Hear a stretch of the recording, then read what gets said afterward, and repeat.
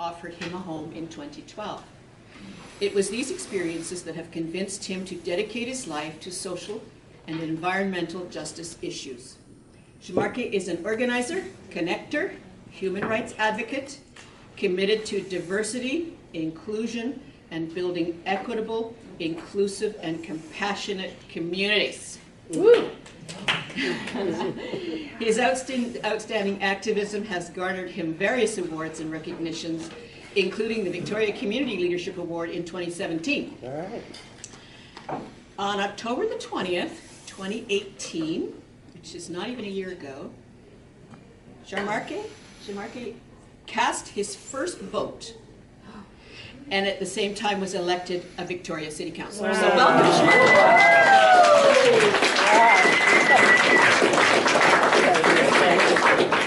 It's way better. I'll take this one a little bit away.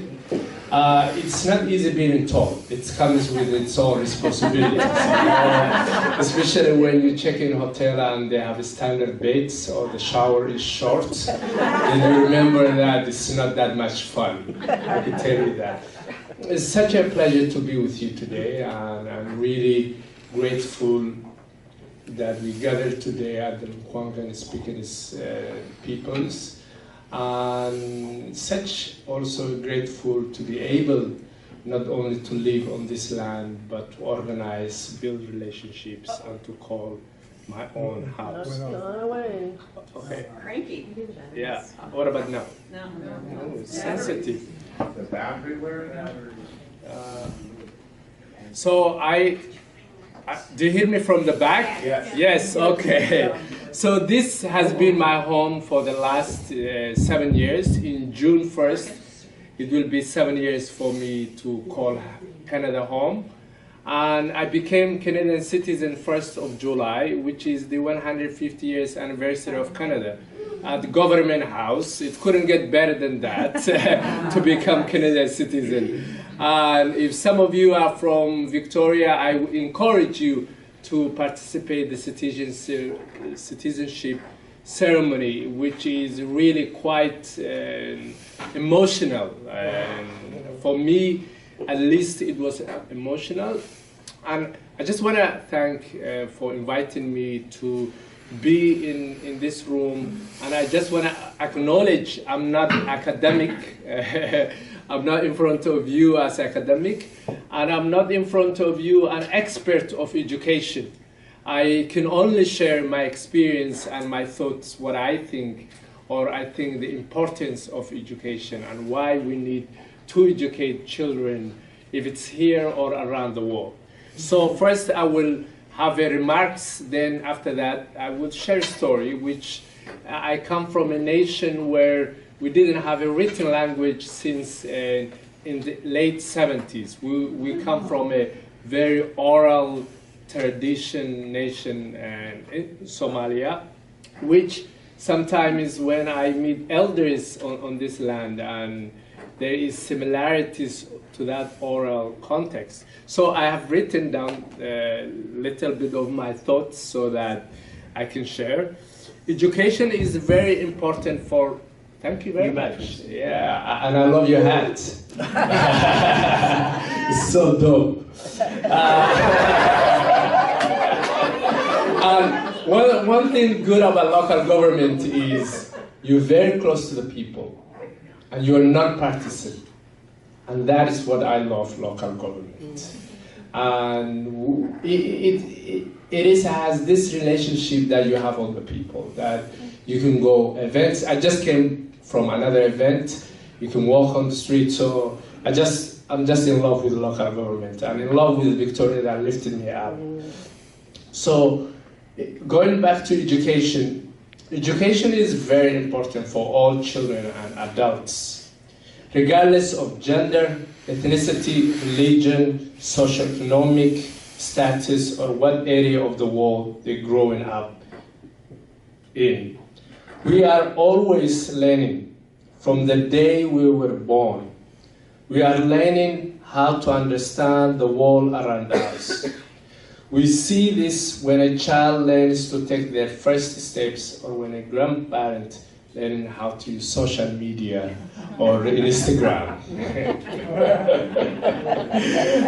Education is especially important for children who don't have many choices or opportunities in their lives, because they live in isolated rural areas where education cannot be a main priority, even sometimes where parents are not educated and cannot help their children when they come back from school. Because of a lack of funding or government services, or children who grow up in a refugee camp where survival is the priority. For children growing up in vulnerable crisis situations, education is even more important and critical to their growth and survival. Education can be the ticket to grow up and access positions and opportunities and places of power where they can make decisions that benefit new generation and their communities and generations of children trying to learn difficult situations. Education may be the pathway that allows these children to bring a proper analysis to difficult decisions in education, health, government services, and social services. And I just want to share that thoughts, but just going back to why education is important. I want to touch three things. One, I just want to talk about yesterday was the on Thursday, I was able to go the legislator at the BC government and attend the remembrance of the Holocaust, and which was very important. And I just want to really talk why education is important as today. So when I was at the event, and there was survivors from the Holocaust, some of them were 3 years old when that happened. And it was such profound for me to be there and just to listen where survivors were sharing their stories. And we've seen recently how places of worships has been attacked. We've seen the divisive politics that's happening in the world. One makes wonder, how come this is happening? And in one of my thoughts, and where a lot of scholars and all of you would agree, is education plays a role. And research has shown correlation between education, attaining of higher education, and tolerating marginalized group and people who are different than you. So there is a linkage, the two. And the more we educate the public about what has happened before, because we've said never again. So how could we educate the children at school, the schools, the publics, so that some things don't happen again, like from Rwanda, all the things that has happened. So education is not only important in educating children, but also educating each other to remind ourselves what has happened, so that we could be vigilant and not think like it cannot happen in our communities. So I just want to share that thought as we are remembering the victims of the Holocaust.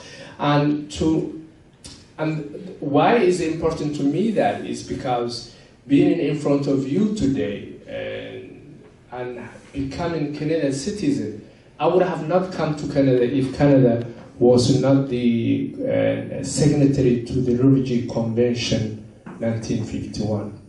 And the convention, the Refugee Convention, actually, some will argue has begun because the world was ashamed of what happened at the Holocaust. And they said this should never happen again. If any community is persecuted because of their religion, ethnicity, or where they come from, or their political views, this should never happen again. So the world came together and formed the Refugee Convention. And that's why I'm standing in front of you. I like to believe that because of that protection I got because of the Refugee Convention. So I have that gratitude to having such a legal protection people who run from persecution. And there is a huge difference between immigrants and refugees when we look, because when we talk about refugees, there's a protection tied to it,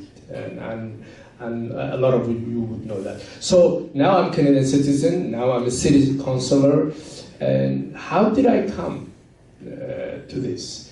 And my story begins when I was 8 years old. I was in Somalia, and I grew up in a single mother household, and sometimes I believe and I like to think that my social justice began when my mother divorced my father, because he married another woman, and I'm not, it's his own reasons, but my mother was like, I'm not good enough, hit the highway. And what was that song? Hit the road, Jack.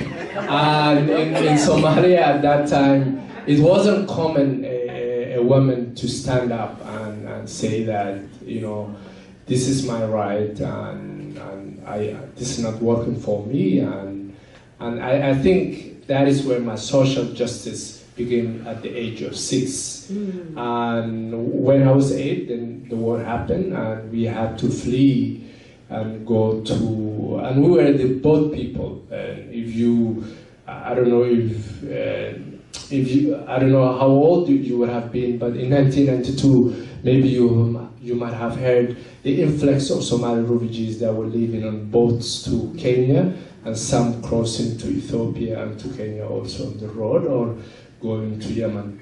So I was the boat people from southern Somalia to Mombasa, Kenya. And I ended up in a camp, and that's where I started growing up. And I didn't have access to education. I didn't have access to school.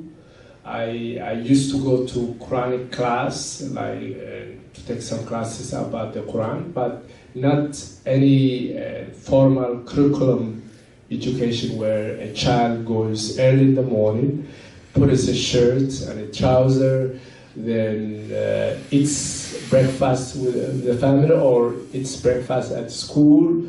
I didn't have that. So when we wake up, all we know is get the water or have socks and put a lot of like papers tied. That becomes a soccer ball.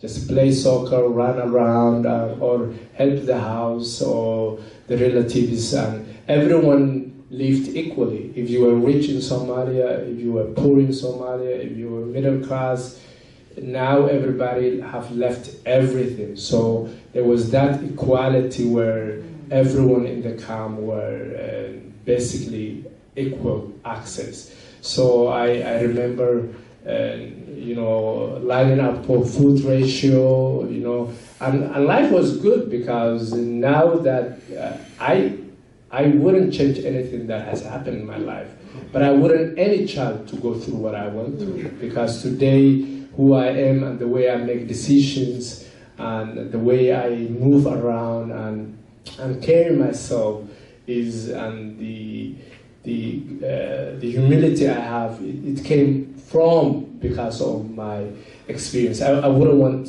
anything of my life to be changed, but I wouldn't want any child to face what I faced. So the importance of access into education in refugee camps, it's not only educating that child, but because today we have, I think, more than 65 million people displaced around the world. And half of those, I don't have the numbers, are children.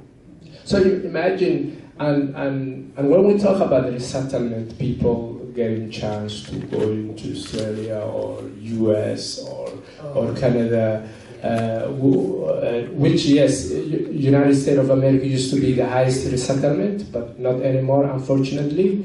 But that's only 1%. only 1%. So they call the golden ticket. Because that's the reality. And to be resettled, you have to have a lot of criteria of vulnerability. So why Canada is different is there is a private sponsorship. And I came through that private sponsorship where the public could sponsor you.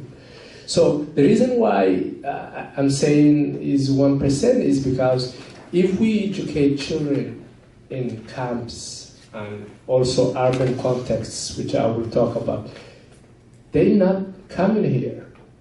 If their countries get stable, if they go back, then they are able to build their countries. If you put them in a refugee camp or they are refugees in countries and they're on access education for 20 years, 15 years, then we really, we're not solving the root causes of the conflict, because we're missing to educate generations who can go back that will solve their country, because that is where the solution is. Because if we want to stop wars, it's educating those children that will bring the solution and solving the root causes of those countries. And I think that's why education is important. And the sad news is that although the Refugee Convention, there is an article that says in a primary school, children should have access to education, anyone signed the convention, but however, some countries do not allow access to education to children.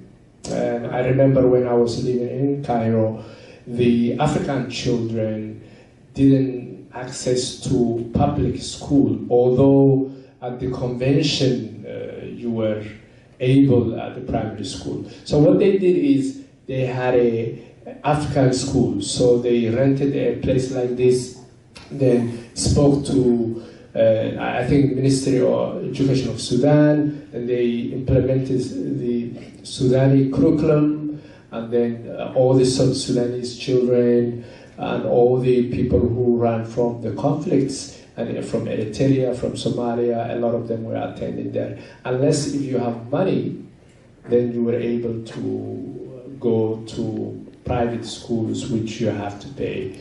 So people are becoming more innovative in terms of how they could let access to their children to education. So going back to my story, I missed it to go to school in the camp. Then in 1995 and beginning of 96, they had to close the refugee camp. Then we have to go to Ethiopia. And I remember this brother, he was from Somalia, but I think he might have been educated from somewhere in the West long before the Civil War.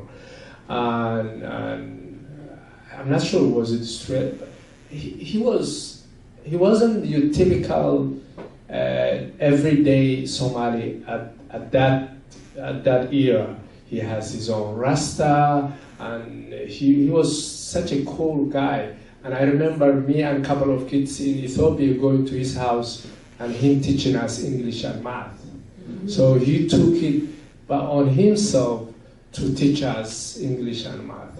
And that's where my education began, and taking classes of English and math. And then I went to Somali Community Center, and you would see this in a lot of developing countries which host so many refugees. There are community centers that give English classes, math classes, and a lot of students go there, and sometimes that's the only thing they have, and they don't have any academic school.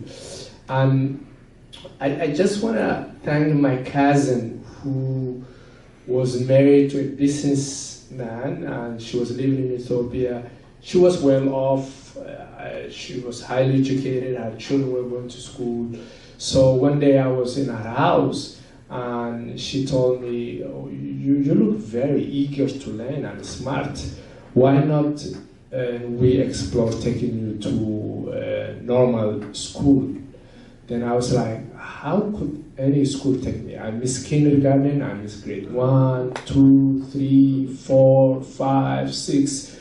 There's no way any school will accept me that I could start the academic access. And she was like, no. Let's explore. We can talk to the Somali Community Center. They can, write for you papers and make a report card how well you did your math and English. Then we will send you to that. And in Ethiopia, grade 8 is where the national exam begins, where the government interferes, where you have to sit for grade 8 national exam.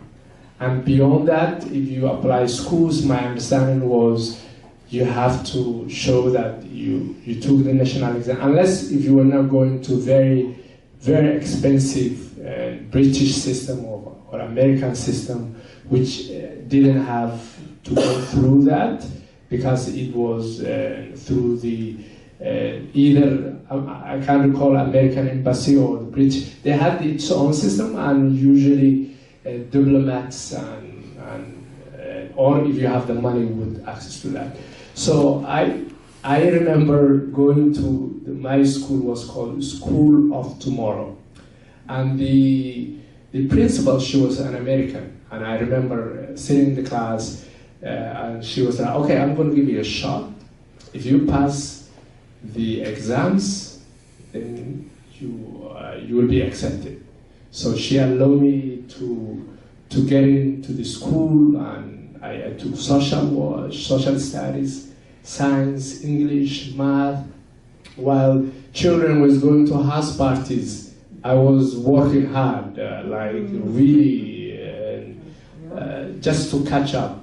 And I passed. I became, I remember, 15 or 16 in the class. And then I became the class monitor, there's a small election.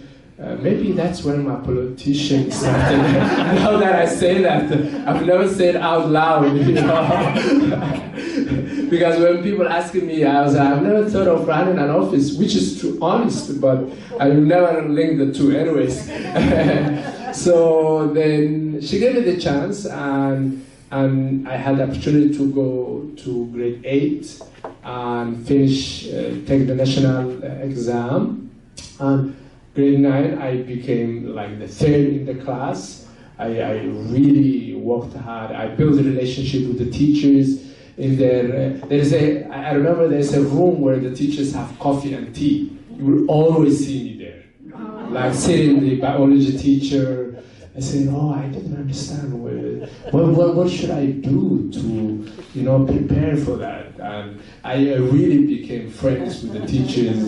Even today, they're like, I'm proud of you. They send me a Facebook message. They live in Ethiopia, they heard that I got elected, and such a pride for them to hear that. So that's how I worked, and then in 2000, this calendar, because Ethiopia has its own calendar. I lost track which year it is Ethiopian now. 2000 in this calendar, there was uprising in Ethiopia, student uprising, and I got scared, and my family got scared that what we've witnessed in Somalia might repeat in Ethiopia. So we planned, where will be the next place to go? Will be the move. And in Ethiopia, I wasn't in a camp. I lived in the city, but I wasn't under the UN, or I wasn't registered United Nations High Commissioner. I was more like undocumented person, because I was not registered anywhere, but I had a proper education. Then there was an aunt of mine. I have a lot of connection to US. She was from Seattle, and she is the sister of my mother. So she was living at that time in Cairo, and she's an American, but moved from Seattle. And then she was in Cairo. She was like, why don't you join me into Cairo, and come here, finish your high school, and then I had to go to Cairo. That's how I ended up in Egypt, and finished my high school. And when I went to high school, they had to tell me to take Arabic classes. I couldn't because it's so hard, and I've missed all from 0 to grade 11. I didn't take any Arabic classes. How could I sit for the national exam? I couldn't do it, so I didn't take the national Arabic exam. However, I took chemistry, biology, so I passed. So my high school certificate, I didn't know when I applied to university, the Minister of Education told me it's incomplete because you have not taken the 2 courses, which one of them was in Arabic. And I was like, oh my goodness, is my hope for university, is it gone forever? And I really got scared. And I missed, so I graduated in 2003 from high school. So for 1 whole year, I was just staying home, helping people, and figuring out what life would be. Then another friend of mine, who happened to, his name is Sharmarke, is a very typical Somali name. And I will share that story that you said later on why I named Sharmarke. But he was Canadian as well, Sharmarke. His father was working for WHO at that time, and I was refugee in Cairo under the United Nations Higher Commission. And I wasn't in a camp, I was just living in the city. And so he told me, oh, there's Canadian University open. They've accepted me and they accepted everyone. I was like, okay, I'm going to check tomorrow, let's go. So in 2004, they opened a campus in Cairo. And the campus, believe it or not, is Cape Breton University in Nova Scotia, Sydney. Open campus in Cairo. And for me, it was perfect. They were like, okay, well, you did very well your high school. We're not applied by the Ministry of Egyptian Ministry because it was a dual citizen. So you will get Canadian degree, then you will get Egyptian degree. They were like, we will accept you, you will only get Canadian degree, not the Egyptian degree, because Arabic and things like that, it's not a requirement for us. The requirement is biology and chemistry. I said, wow, really? Yeah. Then I called my cousins, everyone I know in the States. I was like, I need the money to pay this university. It wasn't cheap because it's also a business to well-off Egyptians could go to such a good school. And Somalis are really resourceful. Remittance, I received some money, and that is how I started my university in 2004. I enrolled business technology, information technology, and I graduated 2008, network management, IT, and we got the best project graduation for 6 of us that worked on the project. So I finished. So the reason why I shared my that line of lifetime of education is, if it wasn't that Rasta man, like a poor guy who opened his door for me to learn English, and if it wasn't my cousin encouraging me to go to school, if it wasn't my mother figuring out how to pay my school, if it wasn't families in the US sending back money, I would have not stand in front of you as an educated undergrad person in front of you. Because of all those has helped me. And that makes me wonder, how many children could have that access? How many children do not go to school today? How many children living in a conflict areas where they have no access to education? And sometimes I might got into trouble saying this, but even having access to education, let me put my thought to say this. In Somalia, when the civil war happened, there was a vacuum of education because there's no Minister of Education, the schools. So when there was a vacuum, whoever filled that vacuum are educating the children. And depending on whatever they're educating the children could change how the children would grow up. And congratulations on being elected as the Victoria City Councilor. Very good. That's great.